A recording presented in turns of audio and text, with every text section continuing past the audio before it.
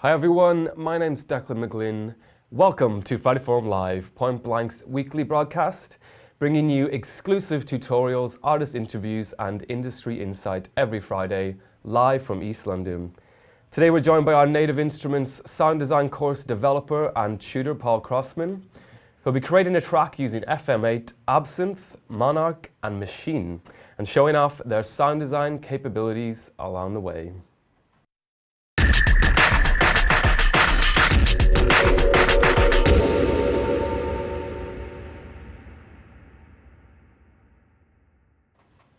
So today we're going to take a look at sound design, synthesis, and generally cracking open those pesky presets and creating unique and original sounds for your tracks. This is just a taster of what you can learn on our Native Instruments sound design course, which you can study online or right here at our London campus. So Paul, welcome, Friday Forum. Hi Declan, how you doing, all right? I'm good. I'm glad it's Friday, as always. Yes. Maybe you can start by telling us a little bit more about the course that you teach. Yeah, essentially it's sound design, obviously, using the Native Instruments complete package. So it's sort of getting really deep into the different elements of it. So it covers synthesis, the things like you said, like Absinthe and the FM8, and also things like Monark and what's the other one? Massive. Reactor. Now that's the big one. Absolutely get the lid on that one. And it's one of my favourite sound design programs. Has been for ages and years and years and years. So it's kind of very exciting to work with that. Yeah. Also a little bit in and around Maschine as well. With the version 2 software that's come out, it's been a complete step change really. A real leap up, and so the drum synths in it are fabulous. So it's kind of bringing that all together from a kind of production viewpoint. But the idea I've always had with it really is to try and get to the synthesis behind what goes on. It's kind of easy, I can teach you an interface, you know what I mean? But if you can kind of get the synthesis behind it, then it's just a case of different interfaces. Do you see what I mean? Yeah. So that's the general kind of idea with it really, and over the kind of the length of the course, it builds up, sort of taking it in stages, going through from sort of subtractive, which is kind of the synthesis that most people kind of come across to start with. Yeah, like the classic mini Moog. Yeah, exactly, that kind of fatness, do you know what I mean? And then basically looking into things like FM, which has a bit of a reputation, to say the least, but the idea is to try and just demystify the whole thing. Yeah, sure. So what are we going to do today? Well, basically what I've done is knocked up a little track idea here using different elements from the course, I suppose. So, for example, we're going to start with this, I suppose, is the drums. So all the drums, which I've got here, are all made within Maschine. Now, we've got a missing sample, always the way, but I'll ignore you. Basically, what we've got here is, if you can see, the first ones here are all the drum synths, the kick synth, the snare, the clap, the hi-hat. Now the missing sample, as always the way, was essentially a crash cymbal, but it's a sampler as well as a synthesizer as well as a kind of DAW. So we was kind of get an idea with that. Also, there's a lot of kind of internal routing here. So for example, the snare and clap, as you'll hear in a minute, these have been routed through into basically a reverb and compressor, sort of gluing the whole thing together. Cool. And then all of these are then outputted into Logic on individual channels. So it's really the idea of using Maschine. I'm really using it as a kind of a big synthesizer, drum synth at the moment, rather than for its DAW capabilities, if you see what I mean. Okay, cool. And that drum synth's new with Maschine 2.0, right? That was with 2.0. In fact, 2.1, which is the latest version, the kick drum, which I'm a big fan of this kick drum, is called the Grit, and it's kind of it's a new one in there. So one thing that seems to be quite exciting is that they're not adverse to dropping in new drums and things as these updates are coming. Do you know what I mean? Cool. So it's kind of quite an exciting time to be working with it, really. Yeah, exactly. So let's have a listen. Let's have a listen to what we got here. Here we go. Now, basically, as I said, the drums are all coming out of Maschine. Now, I've basically taken the pattern here, and what I've done is I've sort of assembled a little kind of little idea out of this. Now, this kind of acid line, in inverted commas, is coming from the FM8. So if you kind of go around here, so the idea really there was, these sort of sounds you generally use as subtractive, you know what I mean?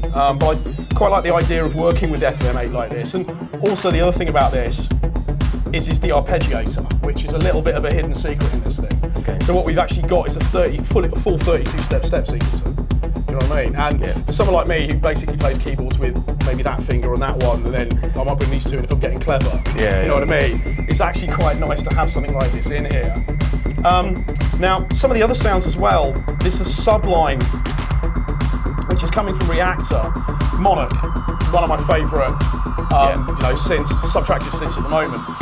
It just sounds amazing, you know. And you know, if you get into this with Reactor, you can build one of those in about 20 years. You can build one, you know what I mean? And then kind of into the sort of pad side of things here, I've got this sort of big pad thing. It's a bit of a classic Absinthe tone there. It is very much the thing that Absinthe is very renowned for.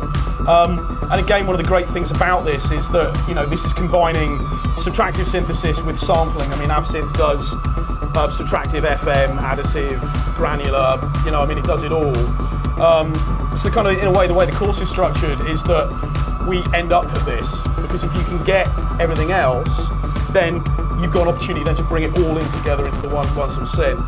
You see what I mean? Yeah. Okay, and then essentially there's a couple of other bits and pieces in here. These sweeps, very, very simple.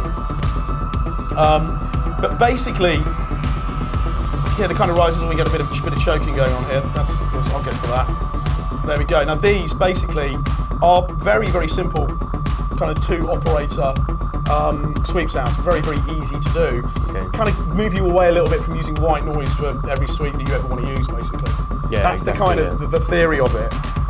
So yeah, that's the kind of the basic idea. There's a few other things going on in here, really around sort of automation. For example, a nice little touch with the sequencers. We're going to see this as we come up to the end of this. Where is it? Let me get to the end. Just drop this out. Here we go. Where are we? Right at the end here. Now what you've got here is actually the sequencer from this can be controlled. You'll see it now. Can actually be controlled via automation. So I can do this to it when it comes up. Come on. There you go, typical house track always goes on for longer than it should do, doesn't it? Okay, we'd be mixing out by now, yeah. So here we go, as you come into this, you'll see now that the sequencer is going to shorten its length. Right. Do you see what I mean? Now that's quite a nice touch when you're working with a step sequencer. Yeah, exactly. So, yeah, that's the kind of thing there really. What I've done is try to sort of show a bit of subtractive synthesis, a little bit of FM, a little bit of bringing those in together. And one other thing that's worth mentioning, I mean, I think what we'll do is if we'll take a quick look at the drums, because one of the things I really like about using Maschine drums is that they're synthesized, but it doesn't really matter what type of synthesis they are, if that makes sense. Yep. I think it could be a bit physical modeling, it could be a bit subtractive, it could be a bit FM, but they've combined it into an interface that means what you actually do, here we go, let me bring this up, is you just dial up the drum. So if I pop round over to this side here, you can see we've got each of the individual sounds now laid out on keys, which I think, if I kind of, let me just see where I am on here. I should be able to, somewhere, anyway, I'll find it. But anyway, on here, basically what we've got, you can see the engine. So all you do is you tune and decay and you bend. Now one of the other things we do in the course is kind of get into how you program drums, using things like pitch envelopes, which are a big part of percussive sounds. Things like FM, the fact with FM you can get to, you're not stuck into harmonic frequencies, which is sort of subtractive is an amazing synthesis, but one of its weaknesses is that it's always harmonic, isn't it?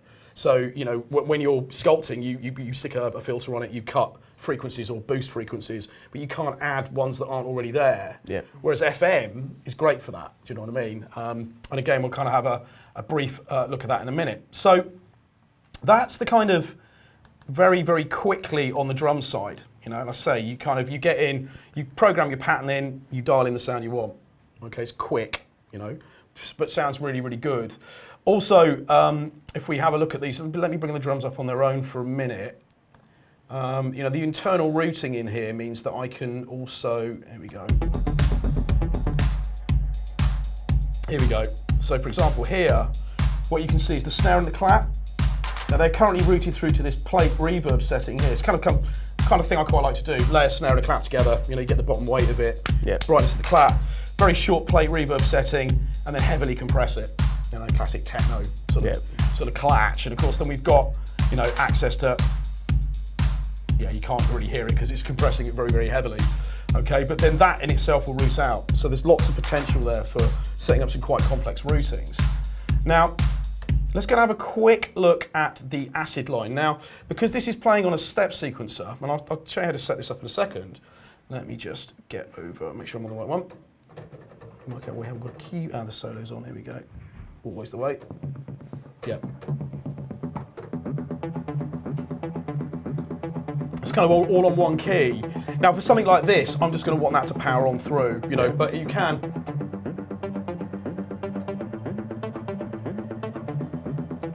You know, and it holds the pattern, you know what I mean? So let's go and have a look at that in a little bit more detail. And what I'll do is I'm just going to create a second channel here and just have a look at kind of how this is built up. So firstly, when you fire up the FM8, there's an easy mode. We completely avoid it, okay? Obviously, yeah, do you know what I mean? There's the manual. Right, let's get stuck in. So here is the actual sound, and now kind of what's important on this, just so if we can zoom in on that there, but this thing called the FM matrix. Now, in FM synthesis, what you have is you have something called an operator, right? And an operator is basically an oscillator that has its own envelope, right? So if you have an operator like, for example, in the FM8, F here is what's known as a carrier, right? Because a carrier is literally the only oscillator that makes a sound, right? This is a really kind of like crucial kind of thing about FM synthesis. Something like E, if you can see there that all it's doing really is it's modulating the frequency of F, right? So E, in this case, doesn't make a sound of its own. It just changes the frequency content. Right, but it can be at a frequency that's an audible frequency. It can be. And this is the thing. They're standard oscillators. Okay. Right. So they, you know, for example, if you pump this out here, tell you what I'll do. Let me just quickly show you on this one here. Right. Go to a new sound, and let me just get over onto the right one and make sure I've got it all set up here. I think it's the next one down. Is it the next one down? Is it? Should be. Hang on a minute. Where are we? Is it that one? There we go. Hooray! Now. You may not... Solo. There we go. See, there you go. It's a team effort, man. It's a team effort. Always. So I'm here, Paul. Yeah. Okay, so they're basically, that is your F sine wave. Straight up sine wave. Now let me just quickly remove all of the plugins. Okay. It's a sine wave, okay? Now, the next stage with this is really to activate E by right-clicking on it. Now, if I drag up, what I'm doing is I'm increasing the amount, okay, of the operator, or E, the oscillator in this case, that affects F. Now, the thing about FM is the more you add, it's all about brightness. Do you know what I mean? Mm-hmm. That's the thing in a way, it's almost like the opposite of subtractive in a strange way. That's going to set the internet on fire, the fact I've said that, because it isn't. Take it easy, internet. Yeah, it's okay, it's fine, it's Friday. So basically, if I now grab this and I move up, you'll hear, which is very DX7. Very, very DX, yeah. It's normally at that point we just sort of move away and leave the room, isn't it? Go back to the electric piano setting. Now the thing is, with that kind of sound, now as I said, the thing about these operators, to give them sort of the real term, is that they have an envelope assigned. So what that means is that I can actually change how E affects F over time, right? Okay. So this is another advantage of FM. You can change the timbral content of a sound over time, which again, you can't do that with subtractive. So you can kind of get slightly more realistic sounds. Although obviously with an acid line like that, that's not what I was going for. So there you go. Like that. So for example, I can very, very easily set up a kind of a classic kind of garagey-esque bass sound by dropping both of them down an octave, and just giving this a little bit more, where are we? Make sure I'm on the right, okay, that's F. So that's the wrong one there. Let's bring that up, click on E, and drop this down. And like E's that. The modulator. Yeah, like that.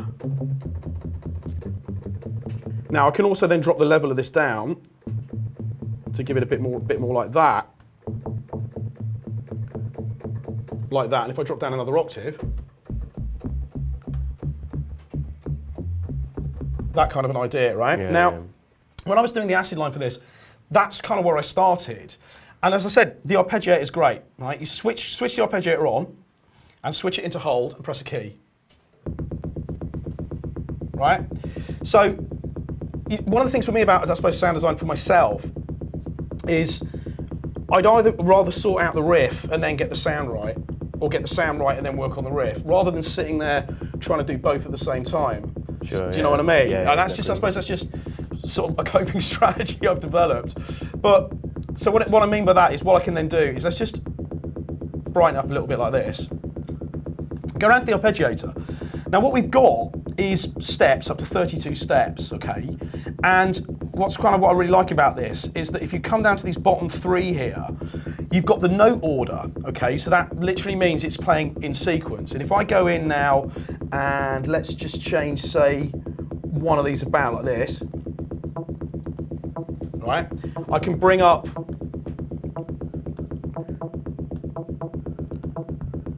like this maybe, or I can transpose it down with semitones like that, and you instantly start to get that kind of acid feel, don't you? That kind of loop. And then we can kind of go over to the end one here maybe and stick that up. And there you go, yeah. And there you go, right? Now once I've got that in, I just can't stop myself.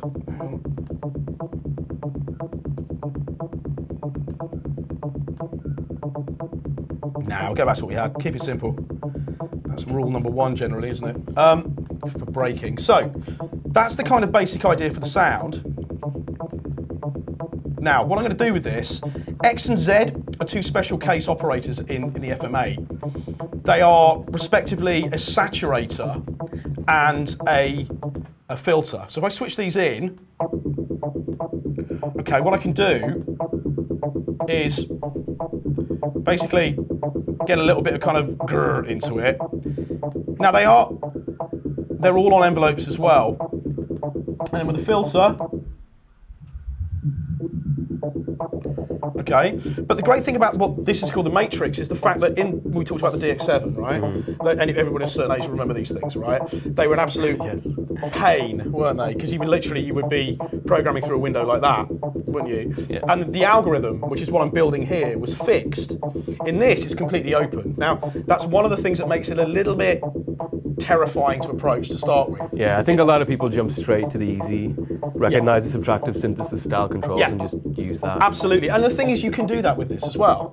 You can make some pretty good subtractive synthesis sounds in it. So I would almost suggest if you were going to do that, basically as long as you put it as a carrier along the bottom here, you can turn it into a subtractive synth. So one way to practice is to make subtractive synthesizer sounds on this. Do you see what I mean? Yeah. And then we can FM it. So let's bring that down. I like that. Now, what I can also do is I bring in another couple of carriers. So I'm going to bring in A, and what I'm going to do with A is just bring it in literally as a sine wave, right? So I'm going to bring a sine wave in underneath. I might even try the octave below. Yeah, okay, I'll stick with that as it is. And then let's bring in another one. So when you route them from in that matrix at the bottom, that's basically making them audible? Yes, yeah. What this does is this top grey line here, anything that's routed to that is a carrier. So it's the carrier that makes the sound, okay? Any of this sort of stuff that I'm doing here is, so E, for example, at the moment is modulating. Now, I can also feed these back.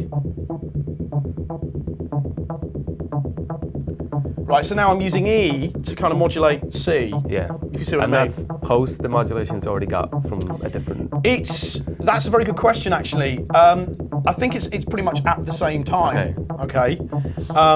Now I can also, for example,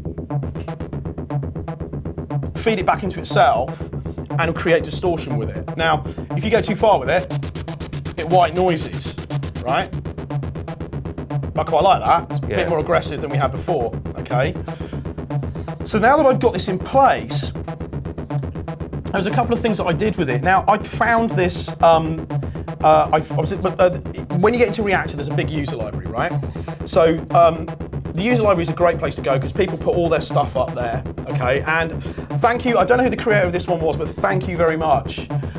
They made this absolutely amazing 4-tap delay. So this is something that someone's built in Reactor, and the user library, they post them up, you know, some people work on cars at the weekend, other people work on Reactor, you know what I mean?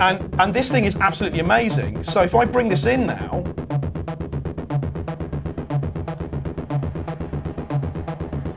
you can hear that in the background, right? Now, what I've done with it, okay, let me just bring in the sidechain a minute, because what I've done is rather than pump the actual acid line itself, it's quite a cool trick to take the reverb around it and then pump that, right? Which gives you a kind of a, here we go, should work. Yeah, it is, I think. Let's have a look. And hang on a minute, let me make sure I'm doing what I need to do. Right. I'll tell you what, let me start it. That'd help. Right, so let me turn that one off. Yeah, it's because the internal sequence is running. Yes, the internal sequence is running at the same time. Yeah, absolutely. There we go. Yeah, you can see it, you can hear it now as well. Okay, then the other thing on this, let's get rid of the automation for a minute, is that Absynth, you know, again, it's an absolutely amazing synth. Interface is, again, one of these ones that tends to put people off quite a lot. Apart from the fact that it can be a synthesizer and a sampler, it can also be an effect unit, so you can route audio through it. So what I've done with this, the effects in here are really different, right? You can do your reverbs, your time modulation effects, your delays, something called the Aetherizer, which, you know, I mean, if I think it's on the YouTube channel, isn't it? Yes, already. it is, There's the one that I did for it. They're just really, really different effects. Now this one, what I've got here is a resonator, okay? And then I'm just using it as a kind of almost like kind of slightly early reflection space giver for this. So if I bring this in, let me just take let's go back to this on its own a minute. And you can see the routing. Here's the oscillator. Let me stereoize that. Is stereoize a word? Well, it is now. Yeah. Right, and then it's just literally routing through the resonator effect. Right. Just give it that kind of like background. But the thing is with this is that there's still room in here with this to be set up for me to get in and absolutely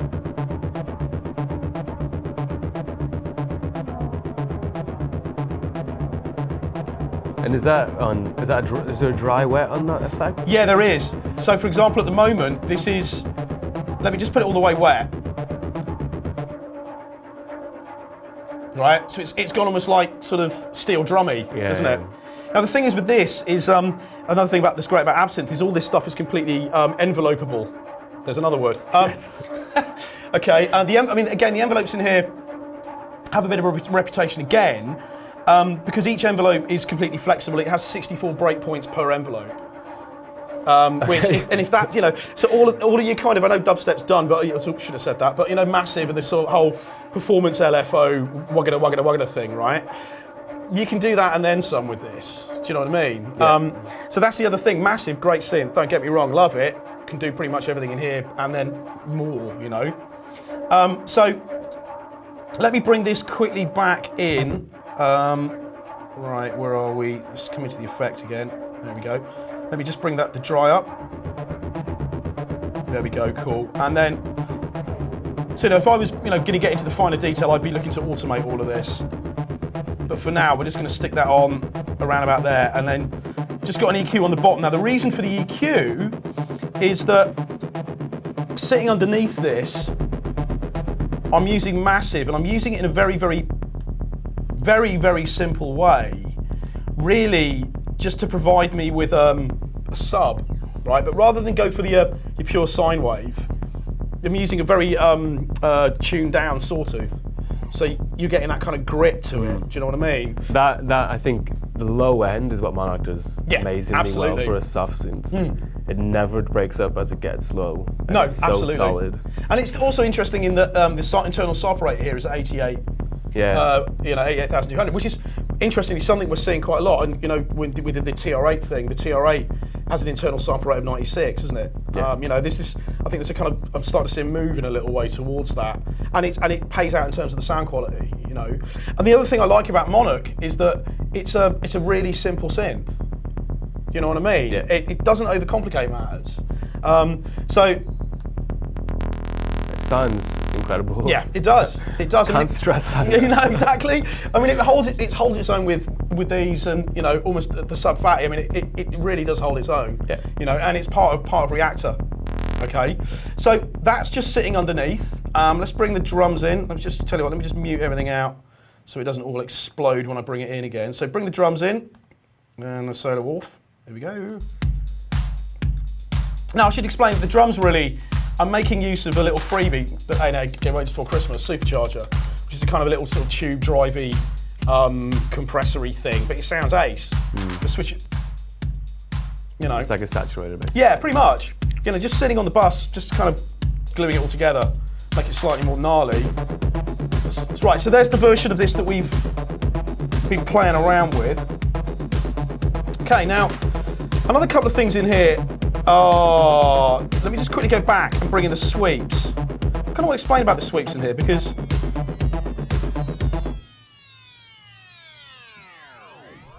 kind of really, really simple things. You know, let's say if you use a lot of white noise in your sweeping. Yeah. Now the thing is with these ones is that the idea here is that, sort of explaining, going back to FM a little bit, that you can, it's not just about having things in semitones. You can access any frequency in the audible spectrum. So what it means is, here, for example, E and F are, or E is modulating F, but it's producing inharmonic frequencies, right? So they're not in any key. Okay. So basically, FM, you know what I mean? Yeah. Yeah, metallic. And you can see here that it's not actually playing across the keyboard at all in any way or form. Bit of a delay on it. But the thing is that what you do is you modulate. So we've got this offset frequency. Now this is literally dialing the frequency in. If I hold down a key and then change this, you can hear it. So we grab the number. Awesome. Oh, yeah, And of course, I've got some you left-handed, so let me do it like this. There we go. You could automate that as well. Yeah, exactly. And that's what I've done here. So I've got sort of four separate sweeps here along the bottom. And each one of them just literally involves changing the frequency of each in real time. So there's the first one. You know, so it's a way of bringing variety into a track without making things overly complicated. Here's another one. There you go, and you can hear that kind of the sideband frequencies coming up and around it as well. And then there's another one here, but you get the kind of idea like this. Is that? And all sorts of weirdness is coming out of it. Love it. Okay, so again, the sort of thing that you can do, bank these, you know, bounce to audio, stick them in your sample library. Next time you come around to working on a track, you've got them there at your disposal. Okay, so that's pretty much where I kind of got to. Now, just going to take these out a minute, because what we've got, there's a couple of extra sounds in here. Now, we talked about the fact that Monarch's great on bass, but it's because it's got that kind of Moog quality to it. It's also quite a good lead line machine. And I've done this sort of little lead line here, but keeping it incredibly simple. Basically using a combination of square wave and a sawtooth. Now lots of reverb, lots of delay, but coming off one of my favourite things, the pedal board. You know? Using a nice little distortion pedal, following it up with, this to me is probably the best in terms of the kind of RE201-ish. Right, the space echo. Space echo-y, yeah. Rather than the tape delay, which everyone uses a lot, this one just does it a bit more for me, you know? And it's all syncable and it's all automatable as well. And then there's a pad sound in here which has been created using Absynth. Now, this one is kind of an interesting one because one of the things I like about Absynth is the fact that you can combine synthesis together. You know, lots of synths will do FM and they'll do subtractive, but there are a few that, where, for example, I could say, okay, this oscillator, you're going to be FM, you're going to be subtractive, and over here you're granular sampling, and then bringing that all in together. Okay, so if I just switch these modules off, we can have a listen to the individual bits. Right. So what we've got here is a granular sampler, okay?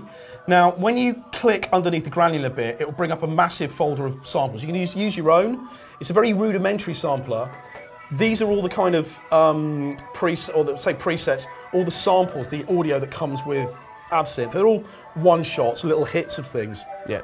And what's quite cool is it encourages you to go out and take a tape recorder out, you know, the little audio recorder, record the world around you, chop it into tiny bits, load it into this, granulate it and use it as the basis for a sound, you know what I mean? Mm-hmm. So what I've done with this is, let me just play it on its own. It's got a nice little sound. Now, the filter is a granular filter, so it does a little bit what the Aetherizer does, right? So on the tone here, for example, if we bring it the cue right the way up, it just turns it into these tiny little specks, and then I can quantize the specks. To a pitch. Yeah, it's a funny one as well, because it's either to a minor seventh or a major seventh. You can't tune it though, which is quite a strange one. But I mean, you know, in terms of, there you go, lovely, you know. So just have that sitting in the background. I quite like sort of pad sounds specifically that give you a slight degree of kind of atonality in it. Yeah. Yeah, just to kind of give that little, not really sure where you are kind of edge. Let me just take that off a minute. So bring the bandwidth down, something like that. And then this is combined with a couple of sets of sawteeth. So this first oscillator here is in what's known as double mode. So that gives you two oscillators in the one oscillator, if you see what I mean. Okay, and I've got that one set to a perfect fifth, slightly out, and then a comb filter. So comb filters are great for producing really terry kind of nice sounds. But what you can do is on this one here, I'm using an LFO to slowly modulate the movement of the comb. Right. So this gives it this kind of shimmer, this very kind of metallic shimmer to it. And then I can go through. It's almost slightly CSAD. Yeah, absolutely, yeah. But without the 15 grad tag. Yeah. There you go. And then you kind of combine the three in. So this middle one, I'm using the cloud again, just to smear it all up. And let's bring these three in together. And then after that, we've then got this master section. So all three of these root in. Wave shaping, distortion. Great thing about this again is that I can use any wave shape. Right. Do you see what I mean? Yeah. The wave shapes in here are the same whether they're for the oscillators, for the LFO, or for, which is a really good idea. And if that's not enough for you, draw your own. Okay? There's a challenge for you. There's a challenge, yeah. The thing about Absinthe is that, as you said before, the interface can be very off-putting. Yes, it can. And just looking at it now, I mean, personally, before I just it's not really for what I need. It's a bit more for like sound design, sci-fi, making a sci-fi movie, or you know, creating sounds for sci-fi films and a very spacey kind of ambient music. Absolutely. But you can hear that the potential to actually create something that's familiar in terms of subtractive, like a Jupiter Ray, a CS80, but adding that kind of movement and that really texture that makes it unique in the background.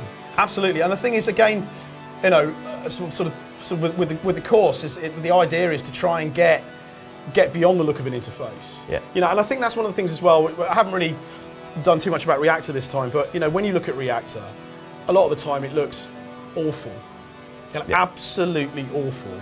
You know, and I mean that in the nicest possible way. Just, you know, I mean, honestly, it's like being punched in the eyes, isn't it? Do you know what I mean? It really is. But, you know, you get past that and you can pull out incredible sounds from it. And then there's that uniqueness to your production with it. Exactly. And that's the key. I mean, this has got this kind of sub-alien, you know, slightly Geiger, God rest his soul kind of look. Yeah. But, yeah, exactly. You know, but it works, you know, in terms of the sound. Now, I haven't really done much here. Kind of bit of filtering. Now, if we come over to the envelopes on here, we got timer all right for that? Yeah, a couple of minutes. Couple of minutes, all right. Briefly look now, at okay, I wanted to show you the envelopes because if you look at the sound that I've built here, now what I've got is this envelope filtering up, Now what I can do, let's have it filtering in like this, and I'm very quickly going to switch on a grid. So another thing with contact, which we haven't really looked at, all of these have got a very similar kind of DNA, which is quite useful. All of these are in the course, though. I mean, Yeah, we don't have time absolutely. to look at them today. No, but, absolutely, yeah. Now what I can do, for example, is let me just load up an AR pulse. I completely break it, basically. Yeah. Hooray! Like this. Now what's going on here is that I'm able to create very, what's the word I'm looking for? Here we go. It's rhythmical. Rhythmical envelope style stuff. I mean, obviously for this, it just makes it sound incredibly drunk. Yeah. But then that's fine, it is Friday after all. You know, you can do things like this and it's all completely syncable. And just in case that's not enough, you've got an LFO on your envelope. So you can use an LFO on the breakpoints. I mean, what I've actually done is turn everything off and make it, you know, like that. But you'll be glad to know as well, there's also an undo. So I can return it to its full form of glory, like this. But again, I think the thing is with a synth like this, and with a lot of these, it doesn't respond particularly well to random stabbing, you know. Okay. And I think that's a lot of this. The same thing with Reactor. What people normally do with Reactor is they open it up, they kind of stab at it a bit, and then they close it down and sort of back off, you know. My kind of thing about it is, if you know what subtractive synthesis is, you know what FM is, actually, they've all got a kind of a thing running through them, which means it's quite easy to then go, okay, I know this thing looks rubbish, not necessarily, but it looks rubbish, but I can get the sound out of it I want. And that's, I think, what everybody really is after, isn't it? Yeah. You know, to be able to fight through the interface. Yeah, You know, at least we're not back in the days of doing everything through, you know, like a 40 character LCD display, Exactly. you know? Yeah, so nice one. Cool. We don't really have time to go into any more, but we're Yeah. going to get to questions now. But if you do want to know more about our Native Instruments Sound Design course, you can visit our website, which is online.pointblanklondon.com. We do have a few questions for you, Paul. Yep. You're not getting off that easy. Someone wants to know, have you seen his keys? Seen his keys, keys? Hang on a minute. No, No, don't sorry, think so, mate. can't help you. We'll let you know. if Well, it we depends see which them. keys. I mean, is it his Rhodes or his Page? So someone asks, Joyce Kimberly, can you use contact samples for that too, or do you have to bounce them first? I guess they're talking about... What in Absinthe? In Absinthe, any yeah. AIF or WAV. So, Right, yes, I mean, if you're using something in contact, you probably would have to bounce it, turn it into an audio file. Although, you know, an audio file is an audio file, so if you're loading audio into contact, you can load audio into this. Okay, cool. Coastline Sound wants to know, what were you modulating the comb filter with? I was using the LFO. Okay. So if we come back round to, there we go, this one here, click on the LFO page, and basically what you've got is, if you look down, there's this thing called filter frequency. And that there is the modulation. Now you can do it for each oscillator all on the master. And if you click on that, it gives you a few options. Yes, there's a few. Yeah. So doing that, this bit at the top here is the actual wave shape, i.e. sine wave, but I can change it. And this is the actual speed of the LFO, which can be synced as well. So cool. Coastline Sound again. What was the sweep made out of, if not white noise? But that was the FM sweep. Oh, the FM sweep. Yeah, just to reiterate what that was. Yeah, that essentially was two sine wave operators. So in this particular case, F is a sine wave, and E is another sine wave modulating the frequency content, okay? Yeah. But as you can kind of probably see here, the numbers are going up. What you're actually then doing is you're using automation to change the frequency of the modulator. Okay. Okay, so the two things are kind of doing they're doing that. So if they were pitching, then you would kind of hear it as boo. Yeah. But because of the nature of FM, and the other thing is by turning the ratio down to 0, you're essentially taking the carrier outside the audio range, which is why you don't hear it as a sine wave tone. Okay. And you could actually make it white noise by modulating itself. Absolutely. As it goes across. Absolutely. It could turn into white noise across the sweep. You could indeed. There's two ways of doing that. Number one is to modulate the operator itself. So you feed it back into itself. At a very high settings, like 100%, it will tend towards all frequencies. Yeah. Also, you could serially daisy chain and set them all to slightly different frequencies, and that would have a very similar effect as well. Okay, cool. Chavez Hazel has asked, is Absinthe your go-to synth, and do you prefer to design your sounds in it over Massive? Ooh, it has become mine recently, I think. But I don't have a kind of a go-to, if you know what I mean. Right. I think it's a case of what's needed for the job as it is. I'm finding at the moment that I'm going to Absinthe because of the fact that it can do these really kind of cool, deep, dark, ethereal sort of sounds, and I've got a real soft spot for a decent pad. Yeah. You won't get one of those in London. No, absolutely, yeah, look, yeah, not for £500,000, yeah. So yeah, we are out of time, unfortunately. So that was just a taster of what you can learn on our NI sound design course, which you can study on our online school or right here in our London campus. If you want to find out more about our course, visit our website, which is online.pointblanklondon.com, and make sure you stay locked to our Facebook, Twitter, YouTube, and all that good stuff. And we'll see you next Friday for another Friday Forum Live. Cheers. Thanks.